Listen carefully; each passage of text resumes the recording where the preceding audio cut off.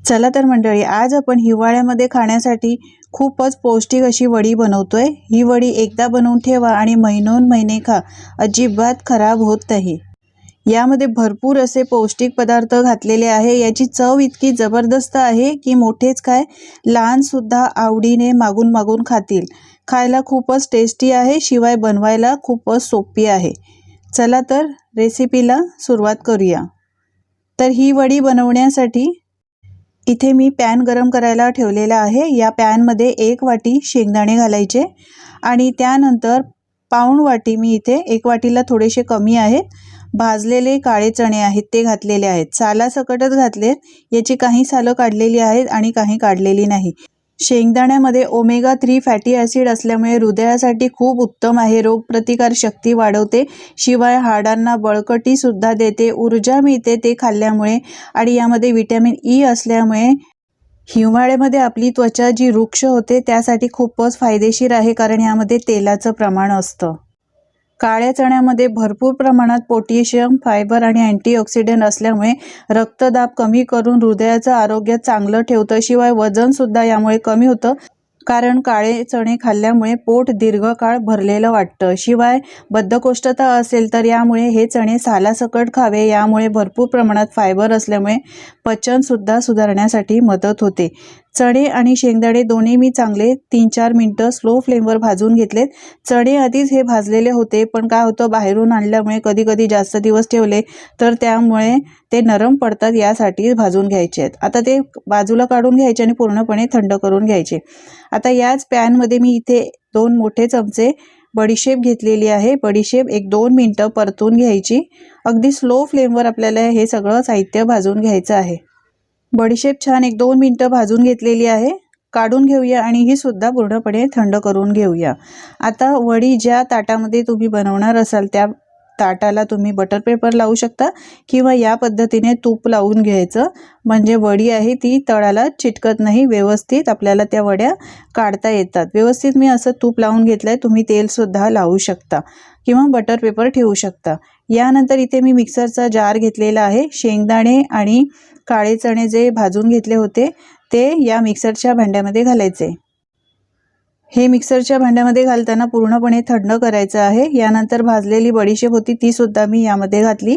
आता झाकण लावून जाडसर आपल्याला वाटून घ्यायचं आहे, एकदम बारीक पावडर करायची नाही, 1-2 वेळा फक्त फिरवून घ्यायचं आहे मिक्सरला। हे बघा, मी अशी जाडसर भरड करतात ना तशी पावडर करून घेतलेली आहे। यानंतर गॅसवर इथे मी कढई गरम करायला ठेवली आहे। यामध्ये 1 मोठा चमचा साजूक तूप घालायचं, तूप असं पसरवून घ्यायचं। यानंतर ज्या वाटीने शेंगदाणे मोजून घेतलेत ना त्याच वाटीने मी इथे 2 वाटी चिरून घेतलेलं गूळ घेतलंय। हे बघा, चिरूनच घ्या म्हणजे ते पटकन वितळतं।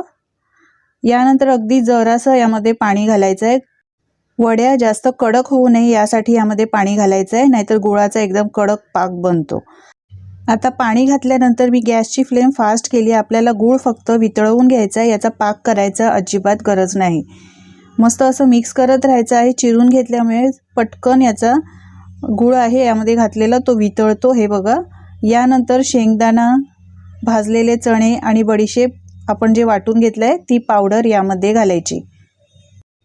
आता 1 चमचा मोठा मी इथे सुंठ पावडर घेतली आहे। सुंठ पावडरचा वापर नक्की करा, यामुळे हिवाळ्यात होणारा सर्दी खोकल्याचा त्रास असतो तो कमी होतो। लहान अर्धा चमचा काळी मिरी पावडर वापरली आहे। काळी मिरी पावडर नसेल तर अर्धा काळी मिरी तुम्ही ठेचून यामध्ये घालू शकता। काळी मिरीचा सुद्धा वापर करा, कारण यामुळे सुद्धा सर्दी खोकल्याला तुम्ही लांब ठेवू शकता। यानंतर अर्धा चमचा वेलची पावडर घातली आहे। 1 चमचा भाजलेले तीळ घातलेत, माझ्याकडे भाजलेले होते म्हणून मी असेच घातलेले आहेत, पुन्हा मी गरम केले नाहीत, आधीच मी भाजून ठेवलेले होते। तुम्ही जर भाजलेले तुमच्याकडे नसेल तर बडीशेप भाजल्यानंतर त्यामध्ये तीळ तुम्ही भाजू शकता।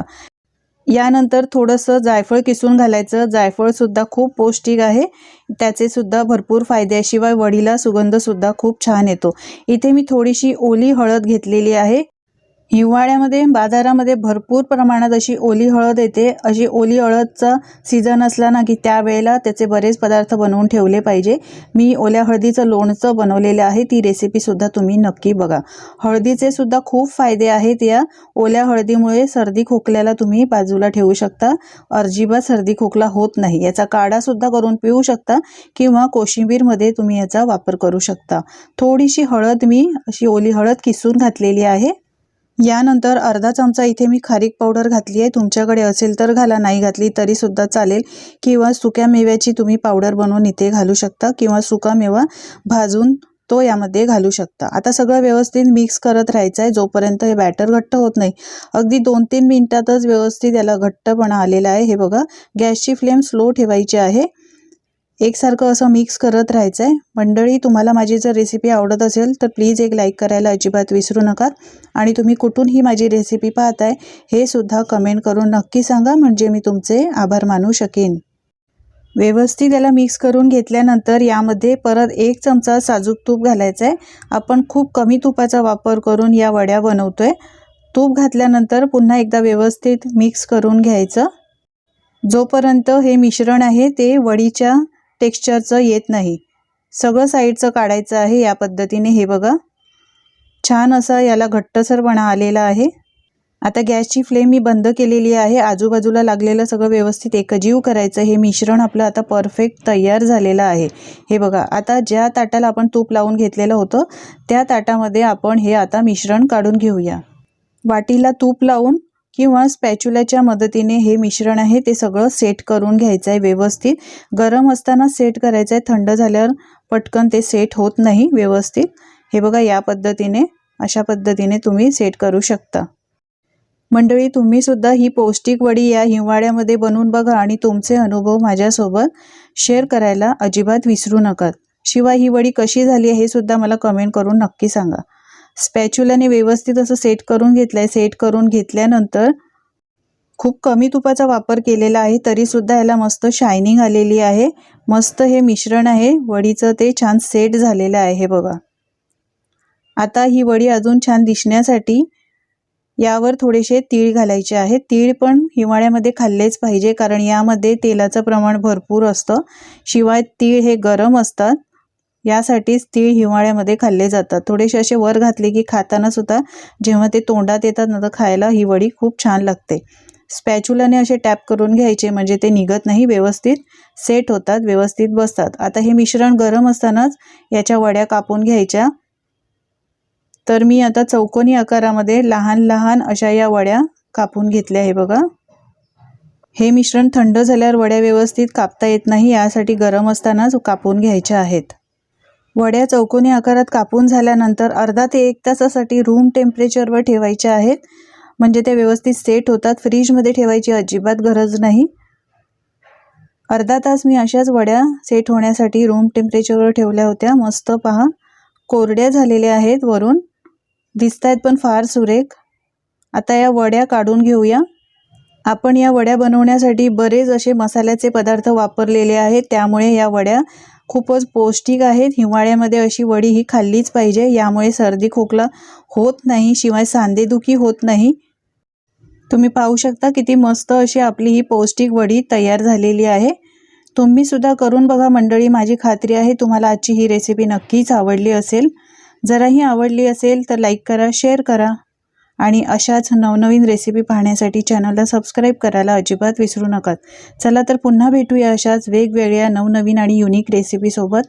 धन्यवाद।